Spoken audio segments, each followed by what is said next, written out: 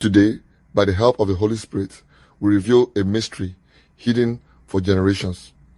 The many spiritual constitutions that govern heaven, earth, and even hell, and how God frees you from their grip through Jesus Christ. There is not just one constitution. There are many. Spiritual constitutions are ancient laws, judgments, and spiritual systems that shape nations, bloodlines, cultures, and spiritual realms. Some come from God's order. Some were formed because of human wickedness. Some emerged after the rebellion of fallen angels. Some were built by ancient civilizations: Egypt, Babylon, Persia, Greece, India, China, Arabia, each with its own spiritual framework that influenced the land. These laws existed long before Moses. They governed humanity in the days of Cain and Abel, Noah, Abraham, and Job. These are signs of spiritual constitutions operating long before religion.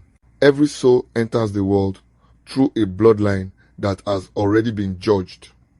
This is why some people are born into cycles of fear, poverty, anger, doubt, addiction, or spiritual battles.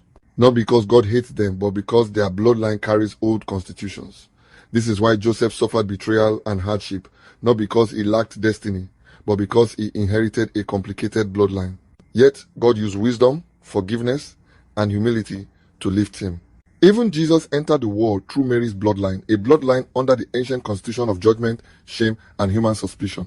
Galatians 4:4 says, Jesus was born under the law, meaning he stepped into the very system that had ruled humanity since the fall. He faced danger, rejection, and spiritual resistance because he entered the world legally through a bloodline bound by ancient constitutions. When Jesus told Nicodemus, "You must be born again," Nicodemus became confused. He asked if he needed to re-enter his mother's womb.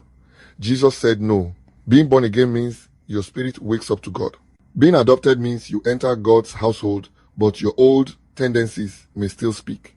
Just like a child adopted into a new family still carries habits and wounds from the old one. This is why Peter denied Jesus even after walking with him. Why Thomas doubted. Their spirits were willing, but their bloodline tendencies still surfaced. You do not lose salvation because of this. It simply means you are still being healed. Jesus said, "I did not come to abolish the law, but to fulfill it." Why?